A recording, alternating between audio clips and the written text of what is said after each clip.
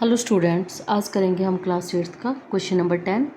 क्या है question number 10? A rectangular paper of width 14 centimetre is rolled along it's width and a cylinder of radius 20 centimetre is formed.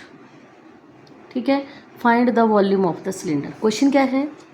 Question number 10 क्या बोला है आपको? कोई rectangular paper है, मान लीजिए कोई रेक्टेंगुलर पेपर है, ऐसे ये इसकी लेंथ है और ये इसकी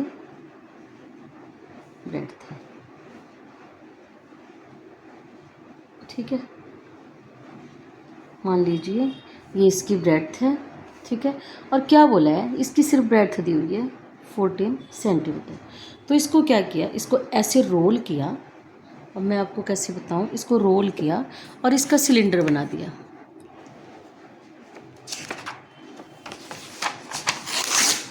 जैसे, ठीक है, जैसे मान लीजिए ये कोई रेक्टेंगल पेज है।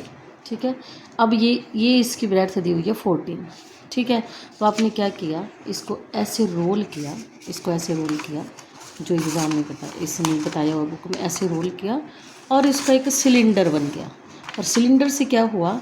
इसका जो रेडियस है वो 20 सेंटीमीटर फॉर्म्ड हो गया और इसका जो ये लेंथ है, ये कितनी है? Length means height 14। क्लियर हुई मेरी बात? सिंपल सा क्वेश्चन है, बस घुमा फिरा के दिया है। समझ में आई मेरी बात? अब देखिए आपके पास क्या है, ये क्लियर हुआ आपको? इसी को मिला के ऐसे सिलेंडर बन गया। इसी को फोल्ड करके ऐसे सिलेंडर बना दिया, तो इसकी हाइट क्या होगी? 14 सेंटीमीटर। और क्या बोला है? एंड रेडियस, और इसका रेडियस कितना है? 20 सेंटीमीटर फॉर्म्ड। क्लियर हुई यहाँ तक बात? अब देखिए, आपको सॉल्यूशन लिखिए जो जो दिया है। मीन्स अब जो ब्रेड्थ है वो क्या बन गई? हाइट कितनी बन गई? 14 सेंटीमीटर। और रेडियस कितना है? 20 सेंटीमीटर। वॉल्यूम ऑफ सिलेंडर निकालना है। Volume of cylinder, volume of cylinder का फॉर्मूला क्या होता है? पाई आर स्क्वायर एच, मतलब पाई 22/7 इंटू आर कितना आ गया? 14। सॉरी, 14 कहाँ आया? 20 आया ना, इंटू 20 इंटू 14। क्लियर? कट कर दीजिए जो कट हो रहा है। 7 2 14। अब देखिए 20 22 22, तो ये आ गया 20, क्यों आ गया 22 इंटू 20 कितना होता है? 400। 20 का स्क्वायर हो गया 400 इंटू आगे क्या बच गया आपके पास? 2। तो मैं इसको भी इससे मल्टीप्लाई कर देती हूँ, या कोई बात नहीं, इससे कर लो, क्या फ़र्क पड़ता है, आपको जो अच्छा लगे। 800 बन गया 400 को 2 से। अब 2 जीरो तो ऐसे लगेंगी, इसको करो। 8 2 16, 8 2 16 117 सेंटीमीटर क्यूब। क्लियर? कैलकुलेशन आनी चाहिए आपको, मेनली कैलकुलेशन बहुत इम्पॉर्टेंट चीज़। ठीक है, आगे देखिए क्वेश्चन नंबर 11 क्या बोला है? A water is pouring into a cubical reservoir at the rate of 60 litre per minute. ठीक है, अब क्या करेंगे आप? Litre, if the volume of reservoir is 108 metre cube, find the number of are to fill the reservoir. अब क्या है? Cuboidal कोई ऐसा रिजर्वायर है जिसको किसको at the rate of water is pouring into ah, water जो पड़ रहा है उसके अंदर वो 60 लीटर पर मिनट के हिसाब से पड़ रहा है, और रिजर्वायर है जो, उसका वॉल्यूम कितना है? 108 मीटर क्यूब। ठीक है, तो उसको भरने के लिए, उस रिजर्वायर को भरने के लिए कितना टाइम लगेगा? क्लियर? तो आपसे पूछा क्या है मेनली? देखिए आपको क्या दिया है? वॉल्यूम दिया हुआ है, volume of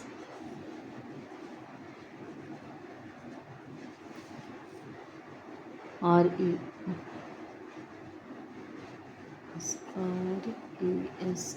are V O I R equal to 108 metre cube, ये दिया हुआ है। और साथ में water is pouring into a, और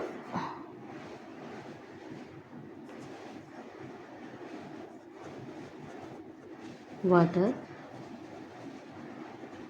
पोरिंग, वाटर किस रेट से पड़ रहा है?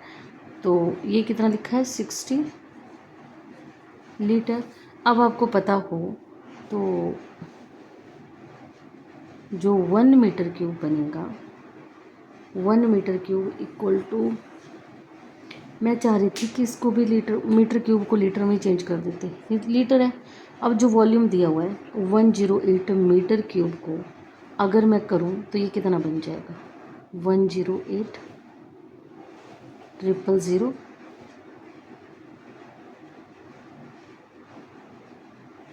000 बन जाएगा ना।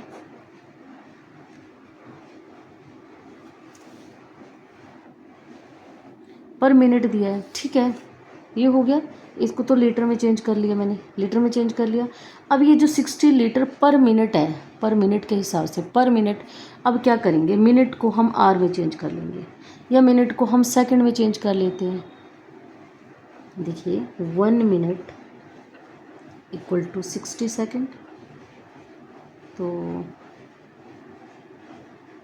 1 मिनट आर में कर लेते हैं, यस आर में करिए इसको चेंज। तो 1 आर मतलब 60 मिनट, तो 60 मिनट में कितना हो जाएगा, 60 इंटू 60, ठीक है। 1 मतलब ये जो है पॉर हो रहा है 1 मिनट, तो ये 1 आर के हिसाब से कितना पॉर होगा, 1 मिनट में इतना हो रहा है तो 1 आर में इतना पानी डालेगा ना, तो नंबर ऑफ आवर्स कितना बन जाएगा, number of hours equal to, देखिए वॉल्यूम ऑफ रिजर्वायर 108 000 और ये क्या बन गया 60 इंटू 60, 2 0 तो यहाँ कट गए, 6 से कट करिए, 6 1 जा 6 और यहाँ कितने बच गए 4, 6 8 जा 48, ठीक है। फिर इससे 6 से कट करिए 30, मीन्स जो टाइम लगेगा, टाइम कितना टाइम लगेगा उस फिल करने के लिए, 30 आर 30 घंटे। क्लियर। इसी के साथ आपका 9.5 तो एक्सरसाइज कंप्लीट हुई, पर 9 चैप्टर कंप्लीट हो गया। ओके, अब आपका ये क्लियर हो गया 9 चैप्टर। इसके बाद हम कोशिश करेंगे 5th chapter square and square root को करने की। Thanks for watching.